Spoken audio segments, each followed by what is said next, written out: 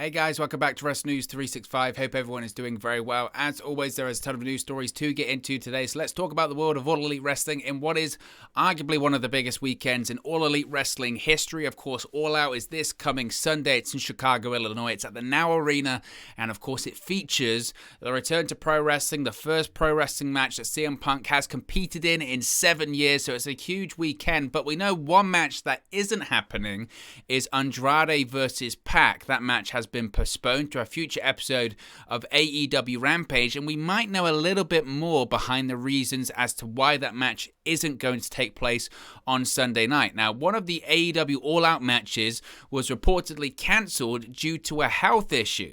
Now, as noted, AEW President and General Manager Tony Khan announced earlier this week that Pac vs. Andrade El Idolo had been pulled from Sunday's All Out pay-per-view due to a travel issue with one of the competitors, later confirmed to be Pac. Now, the future match will be held on an episode of AEW Rampage on TNT, but in an update, the Wrestling Observer newsletter reported on Friday that word going around earlier this week said that one of the all-out matches, but not one of the main events, was being cancelled due to a health situation with one of the wrestlers. Now, AEW would not confirm the health situation with the Observer, but the next day, Khan announced that Pac and Andrade was delayed due to a travel situation confirmed to be Pac. Now, it was noted that those two reports are likely related because travel issues being known days ahead of time would seem to point to those issues, and obviously a pure travel issue is not going to keep a wrestler off of the pay-per-view unless it's something that happens at the very last minute. Most promotions, AEW included, do not generally release specific medical information on the wrestlers, so we won't know any more than that. And again, I mentioned this before, I'm not going to speculate on what the situation is, obviously, with Pac. Again, when a report's going around saying a match is going to be cancelled this Sunday due to a health condition, and then suddenly it comes out, Pac versus Andrade isn't happening on Sunday, obviously they are related. It's very obvious they're related, and obviously the issue is with Pac. It had been previously reported that the same health issue or medical issue that Sasha Banks had right now was the same thing that Pac has or was going through, hence the reason for the delay. And I don't know what it is. And frankly, it's just not fair, and it's not right for us to speculate. We could try and come up with all kind of things that it may be, or this is what it is, but that's not right. That is not right, and that's not fair to do, and I will never do that. I've done that throughout the entirety of the pandemic, even prior to that. It's not right. Look, if Pac wants to go on social media, I think he's got a Twitter account, right? If he goes on Twitter and he says, oh, I'm not at All Out because of XYZ, or if he gives permission to Tony Khan in a media scrum to say that Pac wasn't at the pay-per-view because of XYZ, then that's their prerogative.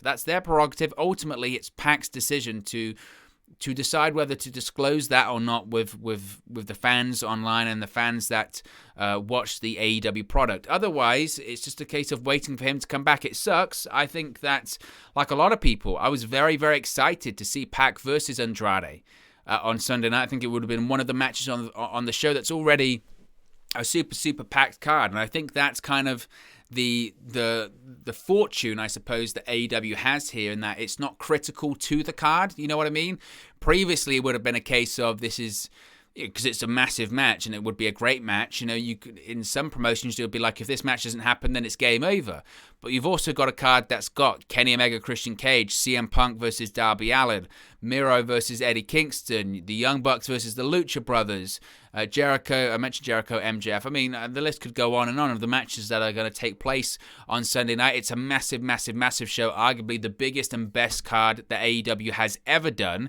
Would it have been better having Pac and Andrade on there? Of course it would. And that match is going to absolutely deliver when it does take place on Rampage going forward. But as of right now, it isn't happening due to a health issue with Pac. We don't know. And I think given everything that's happened in not just pro wrestling, but in life over the course of the last 18 months or so, if we've learned anything, it's that when people are talking about health and they're talking about private medical conditions, it's in the phrase private. It's in the words, it's private, and it's not for us to speculate on. It's not for us to make up stuff. Certainly not stuff to make up stuff on. And I know I've seen theories on social media and all that kind of stuff, but that's not right because we don't know until we are given first-hand information from probably PAC, or again, representatives of PAC, it's not right to speculate on that. Look at Keith Lee. Keith Lee's a great example of why you shouldn't speculate on stuff like that. We didn't know what the situation was with Keith Lee. People were speculating. I've seen many a YouTuber and people on social media that have influence just making stuff up. Just wildly speculating. It could be this, or maybe it's going to be this, or maybe it's going to be this. It should be this. It could be this. WWE doesn't like Keith Lee, blah, blah, blah. And it had nothing to do with any of that in the end. And how foolish do they look? And how damaging is it to some of the things that they were saying about certain people, like Mia Yim, she made Keith Lee sick, all that kind of stuff. It's ludicrous, absolutely ludicrous. And when are people going to learn? When are people going to learn about stuff like that? It's not for us to speculate on. It's not for us to make up. It's not for us to guess what it may be. Of course, like everyone, I'm not exactly thrilled that the match isn't happening the weekend. I would have loved to have seen PAC versus Andrade. I was looking forward to it. But, that's the case. We're not going to see it, and we're going to see it eventually. That's it. End of. So for people to speculate, this is what just kind of frustrates me whenever situations like this come up, is that people just will continue to talk. And it's ludicrous. Absolutely ludicrous. Let's move on before I continue this rant forever. And that is that AEW star Kip Sabian could be set for a return this coming weekend during the All Out events. Now, AEW wrestler Kip Sabian has been off of television since April with an injury, but it appears that he is closer to making an in-ring return. Fightful Select, which of course is their Patreon service, be sure to check that out and subscribe. They reported yesterday that Sabian is in Chicago for All Out weekend. Now, it's unclear whether or not he will appear at any events going forward. Of course, he didn't appear on Rampage last night, or he could appear at, I guess, Sunday at All Out, but it's possible that he does appear to be in the corner of his wife, Penelope Ford, for her matches on various shows, or he gets his revenge on Miro, of course, because Miro is facing off against Eddie Kingston on Sunday night at All Out. Now, the report didn't mention, that the report noted, rather, that they hadn't been told about any imminent plans for Sabian as of yet. Sabian was last involved in a beatdown segment with Miro on an episode of Dynamite in April. Miro was seen slamming the door on Sabian's wrist while backstage, which led to Sabian screaming in pain. Sabian mentioned on Twitter that surgery was incoming, and he's been gone ever since. The attack was a way to write him off of television. Sabian had been dealing with injuries since last December. So I don't want to sound really harsh and disrespectful. I don't think there's a massive groundswell, shall we say, for I want to see Kip Sabian return. The great argument, I suppose, is that ever since Miro slammed Kip Sabian's hand in the door or whatever, it's just been to the moon, as Cameron Grimes would say, because Miro's just transformed into everything I think that we hoped he would be. I can definitely see them playing back the Kip Sabian Miro thing once Kip Sabian does return. I really do think we could see Alana debut. I do. I think we could see Alana debut on Sunday at All Out. I think that's a real possibility. And then that kind of makes a bit of sense then, that you would have a corner that has Miro and Lana in, or CJ, whatever you wanted to call her, and Kip Sabian and Penelope Ford, and they're facing off against each other. I think AEW would probably want to do that angle at some point. How soon they want to do it, I don't know. We could just be looking at a situation where AEW, a bit like with WWE when it's WrestleMania week, they're in that city, that town for the entire week, 7 days, and that doesn't tend to happen that often. There's some all-out events going on as well, signings, fan fests, all that kind of stuff. So it's highly likely as well that Kip Sabian isn't ready to come back yet, and it's just a case of him just being in town because that's where his partner is for 7 days, and that's where his friends are for 7 days, so he's just going to be in town for 7 days. That's a real possibility too. So I don't know if we should necessarily expect a big Kip Sabian return Sunday night. I think in reality as well, there's a lot going on. There's a lot going on with AEW right now. We know that Brian Danielson's going to be making his AEW debut on Sunday as well. There's a potential for an Adam Cole appearance too. Kip Sabian as well being thrown in there. It would be probably too many returns, to be honest with you, so I feel like that's kind of unlikely. But we'll have to wait and see. We could certainly see a situation where Kip Sabian returns after the match against Eddie Kingston for Miro on Sunday night, but I still think we could see Alana or a CJ, whatever you want to call her, debut on Sunday as well. So We'll have to wait and see when it comes to Kip Sabian, but he could be coming back soon, certainly an option. CM Punk, of course, has been doing a lot of media ahead of his return to the ring Sunday night at All Out, and he appeared on the Busted Open radio show this week. He spoke about quite a few things that I do want to talk about, one of which was how some fans have criticized AEW President Tony Khan for being too much of a fan. It's criticism that CM Punk finds to be silly, and so do I. This is what Punk had to say, quote, I see a lot of criticisms, and I'm like, if the number one criticism is he's a fan, he's a mark, well, aren't we all? I would rather have a guy who's a fan with a headset on directing the show than somebody who doesn't like it. They're good, there's good, and there's bad. And the good far outweighs the bad. And I think that's fair. I really do think that's fair, to be honest with you, because he does get that criticism a lot. Oh, he's just a mark, or he's a money mark, or he's just a fan at the end of the day. But what's wrong with that? What is wrong with being a fan? It would be really bizarre for him not to be. Imagine Tony Khan is doing this pro wrestling company and he hates pro wrestling. Well, what a terrible person to be in charge of a pro wrestling company. Shouldn't everyone be a fan at the end of the day? And shouldn't everyone be a wrestling historian like he is? I think it's maybe one of the things he has over, say, a Vince McMahon, to be honest with you. And that's probably a big statement that I know a lot of people will hate, but Tony Khan has grown up watching several kinds of wrestling, whether it's WWE, whether it's Japanese stuff, whether it's Memphis stuff, whether it's ECW, WCW. He's very open to watching all kinds of pro wrestling, and it goes to show on the product that you see on Wednesday night. Now, I know some people hate that because anything they've ever seen is WWE, and that's the only way that pro wrestling works, but there is a big world outside of WWE. They might not like you to think that, but there is, and I think that reflects in the way that Tony Khan puts his shows together. And the biggest criticism, oh, he's just a fan, or he's a fan, or he's a mark. Well, shouldn't he be? Shouldn't he be? I would much rather the person who is running a pro wrestling company to be a fan of pro wrestling. We've seen what happens when they're not. The answer is Jim Herd. Jim Herd, who again was a guy that was a Pizza Hut executive and directed episodes of wrestling in, what was it, St. Louis or something like that. He wasn't a fan of pro wrestling, and that's what you get. You get the ding-dongs, and you get the dynamic dudes, and just ridiculous stuff like that. So shouldn't he be a fan of pro wrestling? Because if you're a fan of pro wrestling, you yourself know, as a fan, what would work and what doesn't work. So I really don't understand that criticism at all. I think it's bizarre. It's just, again, it's people wanting to criticize AEW because for some very strange reason that I still myself, even to this day, cannot wrap my head around, of this blind loyalty, because that's all they've ever known. It's almost like Stockholm Syndrome. You know what I mean? Just they fall in love with their captor. I don't know. I can't wrap my head around it. I really can't.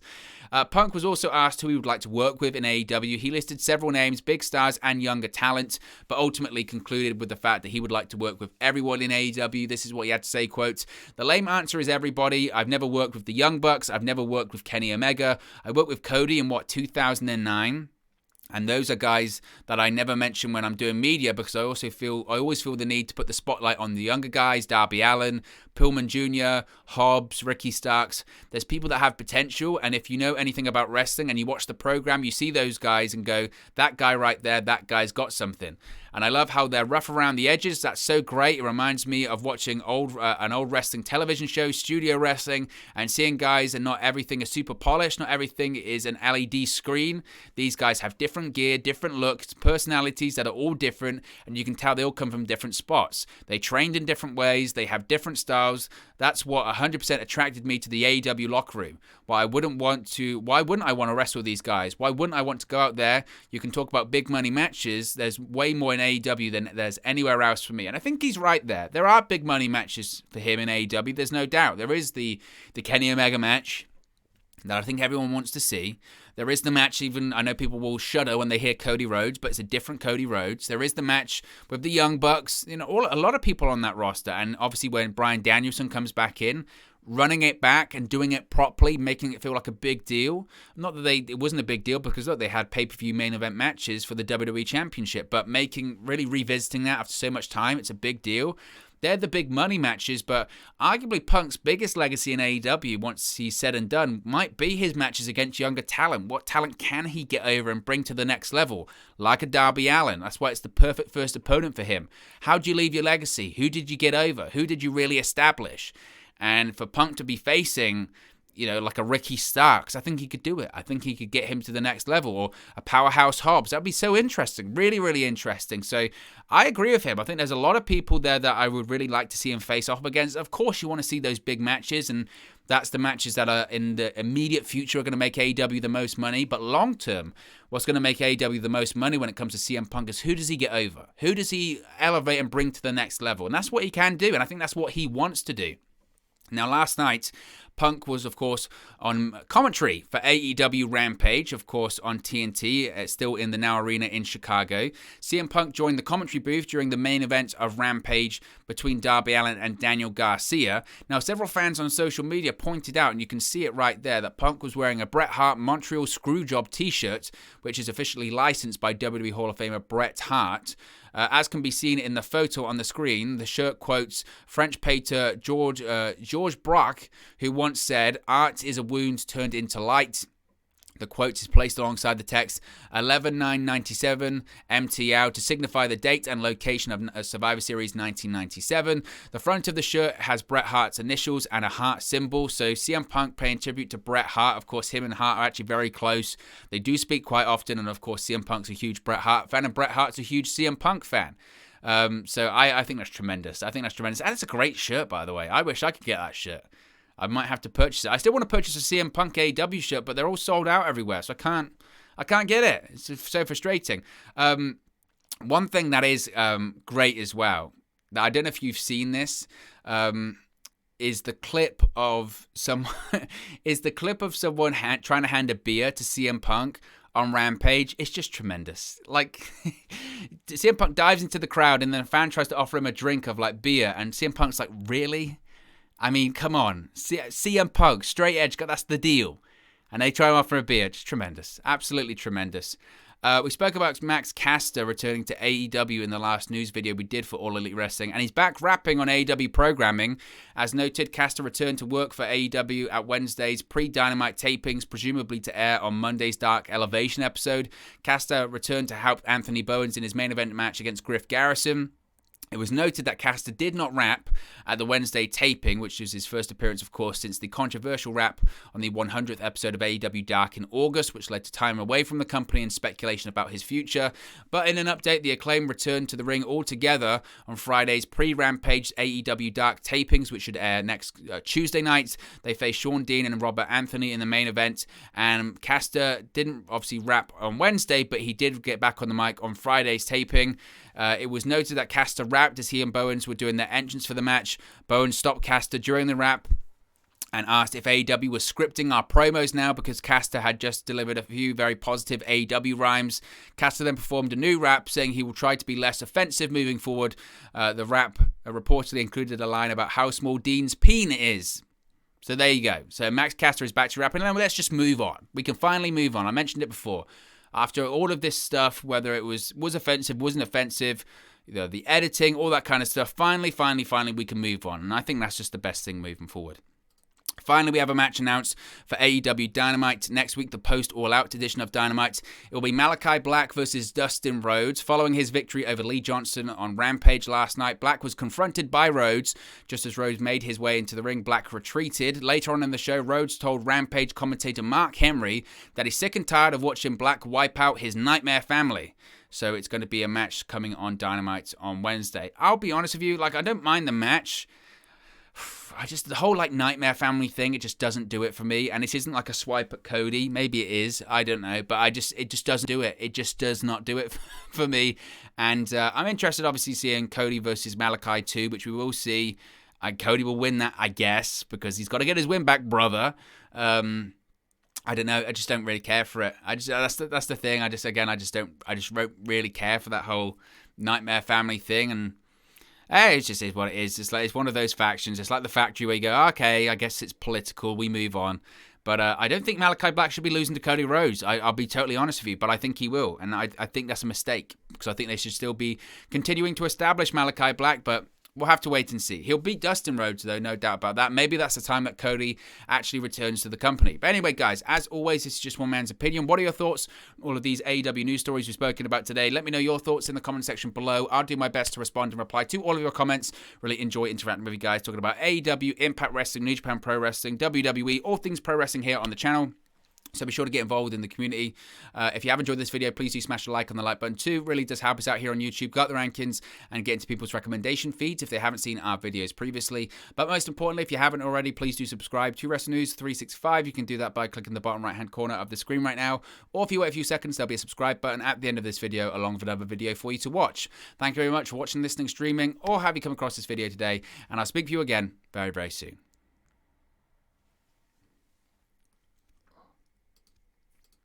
Hey guys, thank you for watching, listening, streaming, or however you come across this video today. Be sure to click on the video on the right there to watch our next video, or click the bottom there to subscribe, or the bottom right hand corner. Thank you very much, and I'll speak to you again very soon.